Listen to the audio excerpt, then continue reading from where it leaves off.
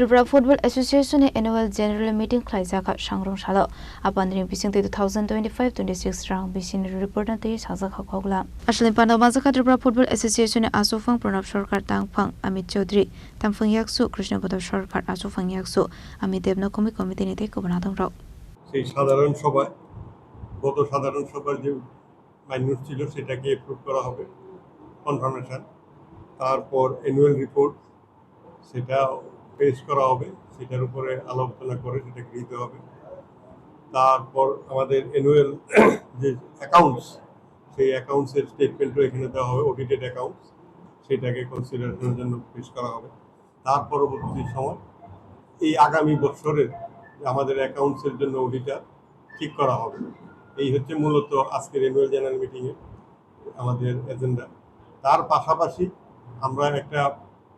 যদিও annual general মিটিংয়ে আলোচনা করা হয় মানে নিয়ম নেই তথাপি আমরা সেটা প্রেসিডেন্টের পারমিশন নিয়ে করছি কারণ সর্বভারতীয় ফুটবল সংস্থা কেন্দ্রীয় যেই স্পোর্টস অ্যাক্ট বেরিয়েছে সেই মোতাবেক তারা কনস্টিটিউশন তৈরি করেছে এবং সেই কনস্টিটিউশনটাকে সমস্ত যাদের এফিলিয়েটেড ইউনিট আছে মেম্বার হিসেবে তাদেরকেও দিয়েছে তারা এটা করতে হবে ন্যাশনাল স্পোর্টস অ্যাক্ট 2025 অনুযায়ী আমরা সেটার উপরেও কাজ শুরু করেছি সেটা সম্বন্ধে একটু আলোকপাত করবো ওদেরকে পরে আমাদের যে কনস্টিটিউশন কমিটি আছে সেই কমিটির কাছে উইদিন 3 days আমরা এটা পেশ করবো তারপর সেখান থেকে করে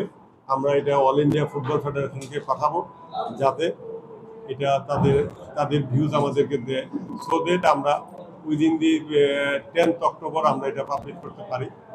কনফার্ম করতে পারি কারণ আগামী 20 অক্টোবরের মধ্যে সেইটা করে দিতে হবে এবং আপনারা দেখেছেন আজকে পত্রিকাতে উঠেছে এই কনসিডারেশন না করার জন্য কয়েকটা অ্যাসোসিয়েশনের এরকম অ্যাফিলিয়েশন বাতিল হয়ে গেছে সুতরাং আমরা সেই জায়গায় যেতে চাইছি না আমরা আমাদের যে অল ইন্ডিয়া ফুটবল ফেডারেশনের যে ইনস্ট্রাকশন দিয়েছে আমরা সেইভাবেই সরকারের প্রদত্ত যে রুলস সেই রুলস মোতাবেক আমরা সংবিধান সংশোধন করে আমরা আমাদের কাজ শুরু করি Razak Ragul Nishime Narani Koktum Chini Korang